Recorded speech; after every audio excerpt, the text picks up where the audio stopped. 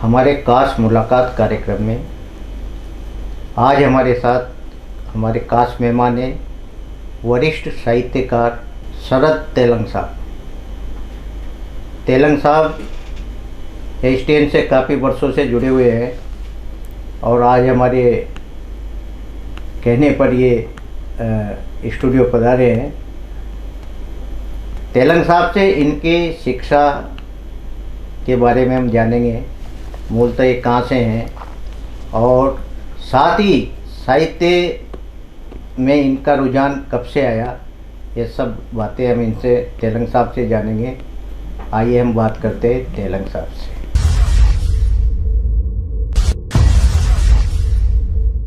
तेलंग साहब, आपका हमारे स्टूडियो में बहुत बहुत स्वागत है। नमस्कार सब लोगों को। तेलंग साहब, आप अपने जीवन परिचय के बारे में बताएं। आप कहाँ से और आपकी शिक्षा कहाँ से शुरू हुई? मेरा जन्म मध्य प्रदेश के टीकमगढ़ ज़िला है, उसमें हुआ। और उस समय जब मध्य प्रदेश का गठन नहीं हुआ था तो ओरछा बुंदेलखंड एरिया कहलाता था वो, और ओरछा स्टेट थी वो, राजाओं की स्टेट। तो ओरछा राज्य के हम लोग, हमारा परिवार राजगुरु परिवार था और मेरा जन्म वहीं हुआ, जो आजकल भी मध्य प्रदेश का एक प्रमुख ज़िला है। और उस ज़िले में कुछ ख़ास बातें ये थीं कि वहाँ पर उमा भारती जी वहीं की हैं, वहाँ की सांसद भी रही हैं। और इसके अलावा क्रिकेट जगत में नरी कॉन्ट्रैक्टर जो कैप्टन थे, उनके फादर भी वहाँ राजाओं के पास काम करते थे। साहित्य में बनारसी दास चतुर्वेदी हुए हैं, जो बहुत बड़े साहित्यकार थे, वो भी वहाँ राजा के पास अपना निवास करते थे और मधुकर पत्रिका निकालते थे। तो कला, साहित्य, संगीत का वहाँ अच्छा वातावरण था।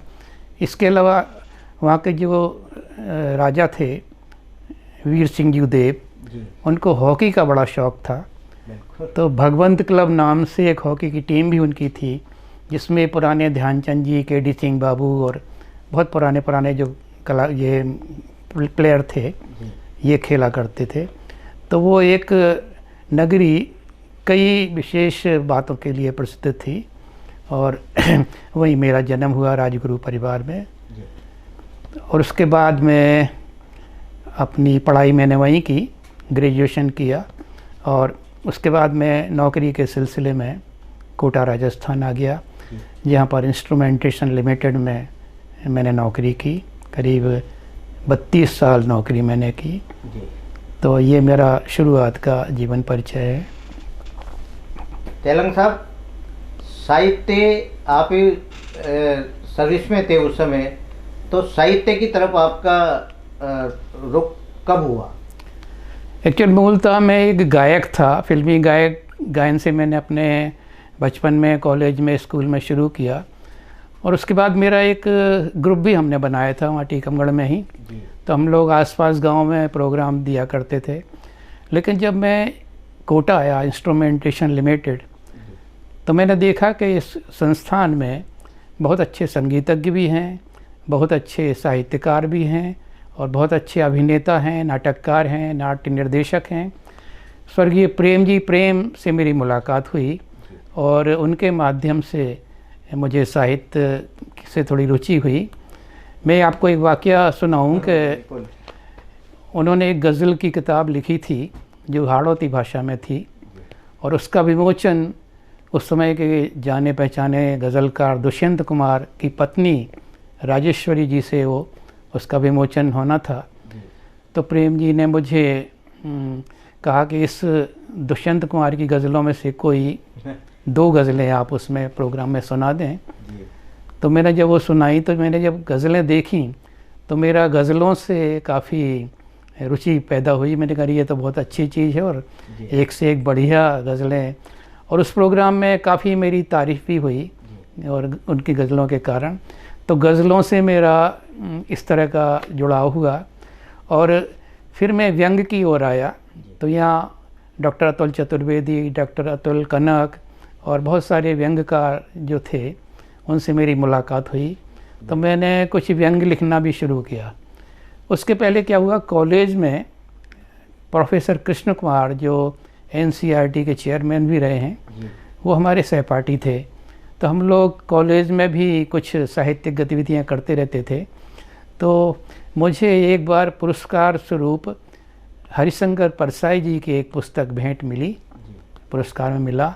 तो मुझे व्यंग की ओर भी आकर्षण मेरा हुआ और मैंने कोटा में कुछ व्यंग लिखे और मेरी एक पुस्तक गुस्से में है भैंस, जो मैं साथ में लाया हूँ, ये वाली, ये प्रकाशित भी हुई। और इसको भी 3 जगह से मुझे पुरस्कार किया गया, भोपाल में, लालसोट में और जयपुर में। तो व्यंग से भी मेरा जुड़ाव हुआ, इसके बाद गज़लों से भी जुड़ाव हुआ और फिल्मी गीत उनसे भी जुड़ाव हुआ। लेकिन जब मैंने दुष्यंत कुमार की गज़लें गाना शुरू किया तो लोग बाग उनको बहुत पसंद करते थे, तो कई जगह फरमाइश आती थी। और फिर क्या हुआ कि कोटा के जो साहित्यकार थे, उनकी जब कोई गीतों की या गज़लों की पुस्तक प्रकाशित होती और उसका विमोचन होता, तब भी वो मुझसे कहते कि आप उस प्रोग्राम में मेरी कुछ गज़लें गा दें। तो इस प्रकार से सबसे मेरा कवियों से भी, साहित्यकारों से भी जुड़ाव हुआ और साहित्य में एक व्यंग्यकार के रूप में और एक गज़लकार के रूप में मेरा थोड़ा सा एक इस तरफ कदम बढ़े मेरे। तेलंग साहब, वो जब आप एक वाकया सुना रहे हो कि प्रेम जी प्रेम की जो गज़ल की पुस्तक का विमोचन होना था, उस समय कौन सी गज़ल दुष्यंत कुमार की थी, वो सुनाओ हमारे दर्शकों को। वो एक बड़ी उनकी आम आदमी जैसी गज़ल थी और साधारण सी गज़ल थी। मैं जिसे ओढ़ता बिछाता हूँ, मैं जिसे ओढ़ता बिछाता हूँ, वो गज़ल आपको सुनाता हूँ, वो गज़ल आपको सुनाता हूँ, मैं जिसे ओढ़ता बिछाता हूँ। और देखिए उनका एक शेर कि हम लोग आँखों की तुलना, आपने देखा होगा शायरी में, कभी तो मय के प्याले से करते हैं, कभी सागर से करते हैं, लेकिन दुष्यंत कुमार की इस शेर में, इस गज़ल के शेर में एक अजीब सी कल्पना की गई है। वो देखिए कि ये है कि एक जंगल है तेरी आँखों में, एक जंगल है तेरी आँखों में, मैं जहाँ राह भूल जाता हूँ, मैं जहाँ राह भूल जाता हूँ। और इसी प्रकार का एक और नया शेर है जो चाल के बारे में है कि कैसी चाल है। तू किसी रेल सी गुजरती है, तू किसी रेल सी गुजरती है, मैं किसी पुल सा थर थराता हूँ, मैं जिसे ओढ़ता बिछाता हूँ। तो एक से एक बढ़िया शेर उनके इस गज़ल में थे और सभी गज़लों में उनके काफ़ी इसीलिए पसंद की जाती है वो। तेलंग साहब, आपने गद्य में नाटक भी लिखे जी, और आपके नाटक कई जगह स्कूलों में इनमें मतलब मंचन भी कराया जाता था। जी जी। तो इसके पीछे क्या आपका उद्देश्य रहा? जब हम इंस्ट्रूमेंटेशन में काम करना शुरू मैंने किया, 1971 दिसंबर की बात है, और प्रेम जी प्रेम और राकेश उपाध्याय, अखिलेश भूषण, बहुत सारे कलाकारों से वहाँ मुलाकात हुई। तो इंस्ट्रूमेंटेशन में हर साल कंपनी दिवस मनाया जाता था जी। और उस कंपनी दिवस में एक बहुत बड़ा प्रोग्राम हुआ करता था जिसमें हम लोग नाटक भी करते थे और दूसरे फिल्मी गीत और संगीत और नृत्य नाटिकाएँ। तो प्रेम जी प्रेम ने कई नृत्य नाटिकाएँ लिखी, मैंने उनका संगीत तैयार किया और वो हमने मंचित की। फिर उसका प्रदर्शन कई स्कूलों में भी किया गया, आर्मी स्कूल में भी किया गया, दूसरे स्कूल में भी किया गया। और इसके अलावा जो नाटक थे, तो नाटक की हम लोगों ने एक संस्था बनाई सप्त श्रृंगार, और सप्त श्रृंगार के माध्यम से हमने दिल्ली, शिमला, सोलन, चंडीगढ़, कालका, देश के अनेक जगहों पर अपने नाटक मंचित किए। तो मेरा नाटक का लेखन तो कम रहा, लेकिन नाट्य में संगीत और आयोजन बहुत हुए, क्योंकि सप्त श्रृंगार की तरफ से राजस्थान दिवस पर हम लोग एक नाट्य समारोह करते थे स्थानीय स्तर पर, और उसमें 10-12 टीमें जो स्थानीय थीं, जिसमें DCM भी थी, श्री राम रियांस भी थी, केवल नगर थी, मल्टी मेटल्स थी, बहुत सारी टीमें थीं, ये आती थीं उसमें। तो करीब 7 साल वो ये नाट्य समारोह चला।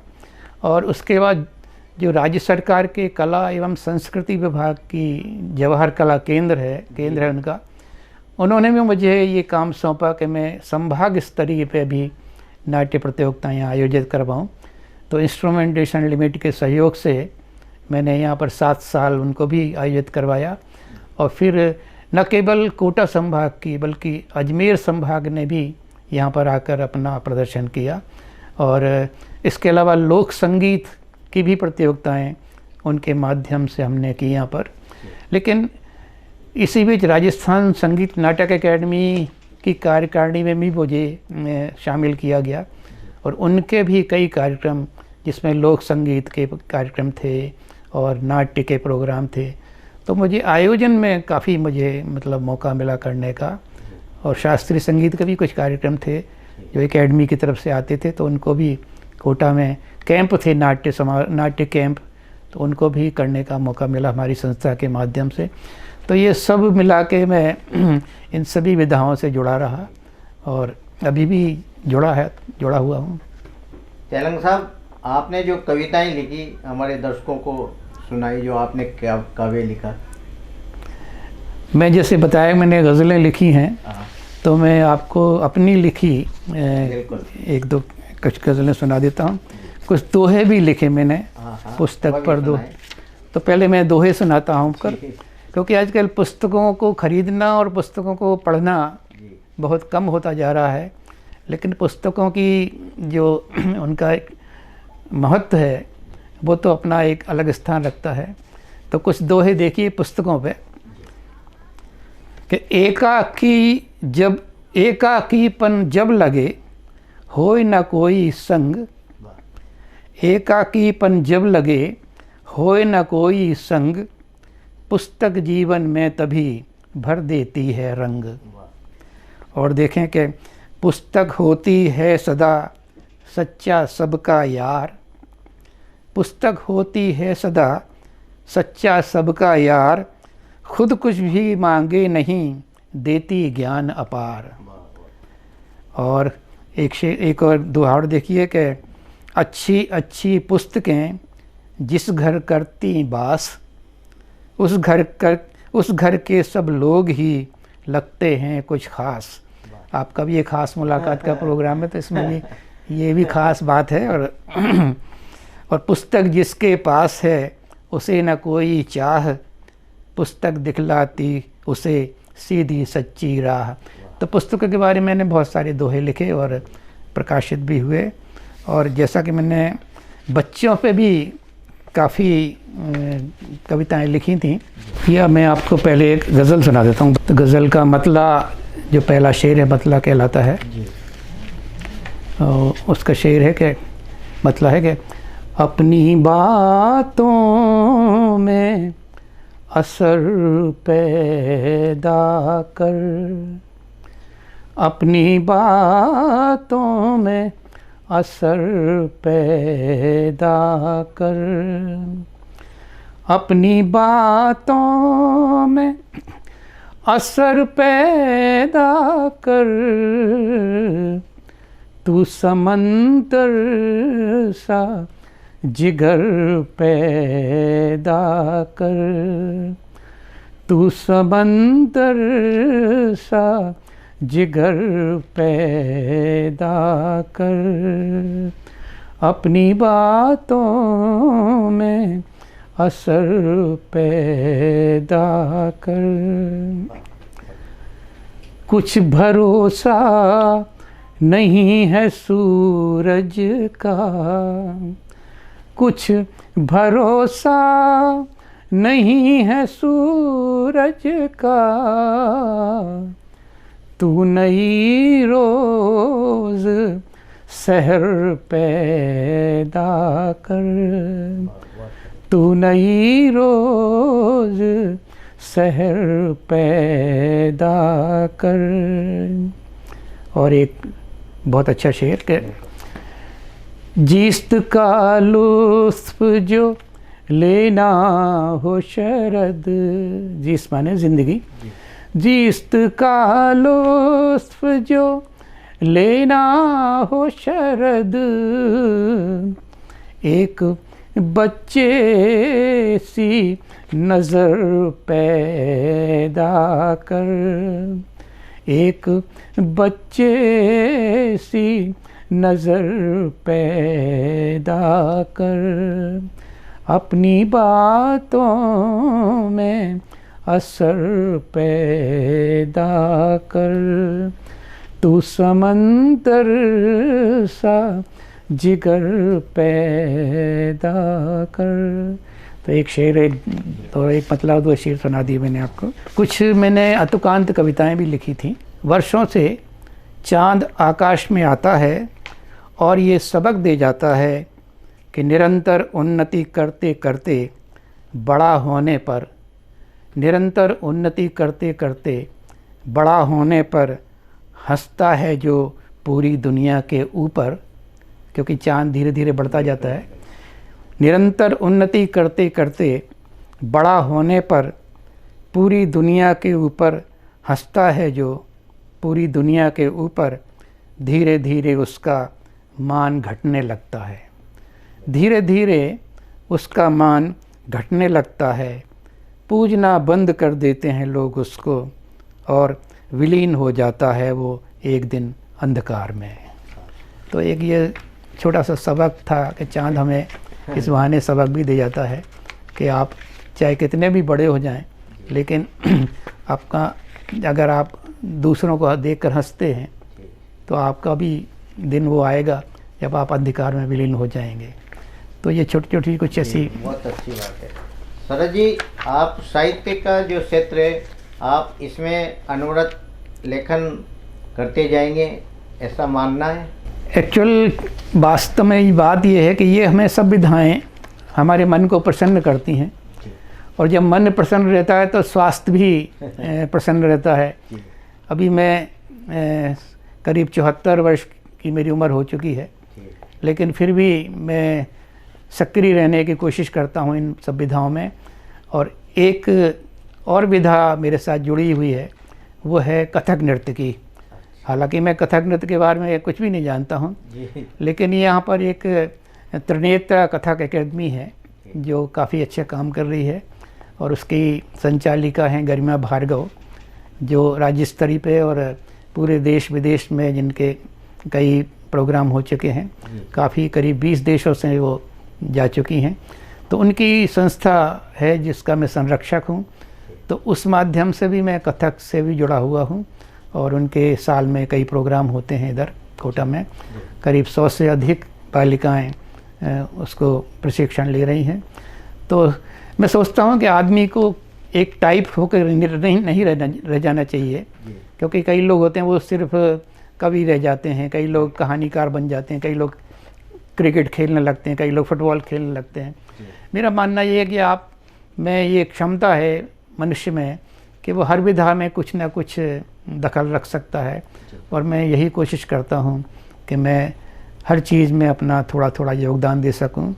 और एक मैंने और मेरे साथ जो काम जुड़ा हुआ है, कई लोग मुझसे अब गज़लों के बारे में भी इस्लाह जो उनको गज़लों को वो करवाने लग गए हैं। तो मेरे पूरे देश विदेश में 20-25 लोग मेरे शिष्य बने हुए हैं। तो ये भी एक काम, तो इन सब में समय अच्छा भी निकल जाता है, और एक विधा के बारे में जानकारी प्राप्त होती रहती है, और काफ़ी लोगों से जुड़ाव भी होता रहता है। तेलंग साहब, आपकी जो मौलिक कृति आपने बताई, ये पुस्तक छपी, इसके अलावा भी और कोई पुस्तक है जो आने वाली है, या?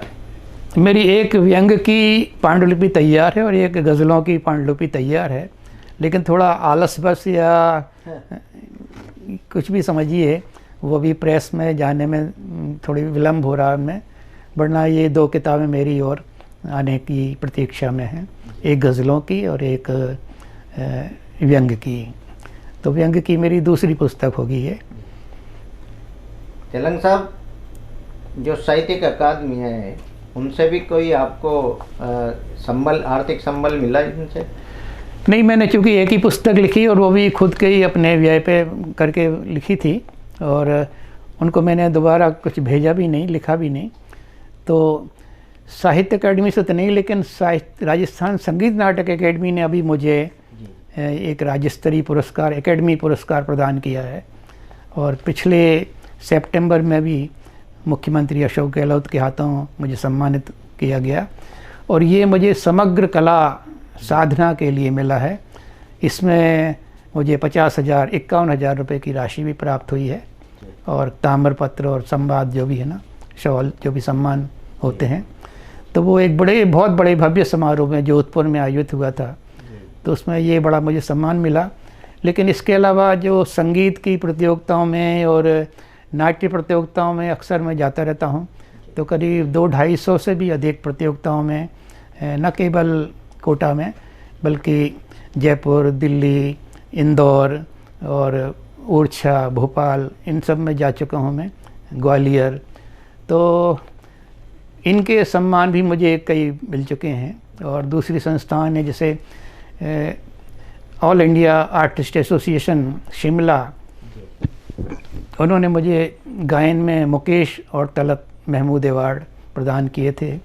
तो मैं शिमला, सोलन, नैनीताल, चंडीगढ़, कालका, देश के कई नगरों में अपने संगीत के कार्यक्रम भी। फिर इसके अलावा कोटा में भी मैंने एक गीतांजलि और सत्श्रृंगार संस्थाएं तो हैं। गीतांजलि संस्था भी हमारी एक बनाई गई, जिसके अध्यक्ष विश्वामित्र दाधीच हैं, महासचिव राजीव मल्होत्रा ही हैं जो यहाँ के अच्छे समाज सेवक हैं, और संगीतकार ब्रिजेश दाधीच हैं जिनकी खुद एकेडमी एक चलती है। तो इन सब से संगीत की और साहित्य की संस्थाएं, नाट्य संस्थाएं, सप्तश्रृंगार है, उनसे सबसे मेरा जुड़ाव है। और इसके अलावा कुछ साहित्यिक संस्थाएं हैं, विकल्प ने भी मुझे सम्मानित किया है, और अखिल भारतीय साहित्य समिति है, अखिल भारतीय साहित्य, ये मतलब इनसे भी मेरा जुड़ाव है। तो साहित्य, संगीत, कला, इन सब से कहीं ना कहीं मैं जुड़ा हुआ हूँ, और इससे मेरा समय काफ़ी अच्छा कट जाता है। तेलंग साहब, संगीत में भी आपने, फिल्मी संगीत में भी आपने जो बताया, उसमें क्या है आपकी अभिरुचि? फिल्मी संगीत में बचपन से ही गा रहा हूँ, और हमारे व्हाट्सएप में 2 बहुत बड़े ग्रुप हैं जो उनके हम लोग व्हाट्सएप पे ही संगीत की प्रतियोगिताएं या संगीत की संध्याएं करते रहते हैं, और पूरे साल में हम लोग एक जगह कहीं बड़ा एक प्रोग्राम करते हैं, सब लोग एक जगह इकट्ठे होते हैं। तो हम लोग ऐसे 7 प्रोग्राम कर चुके हैं।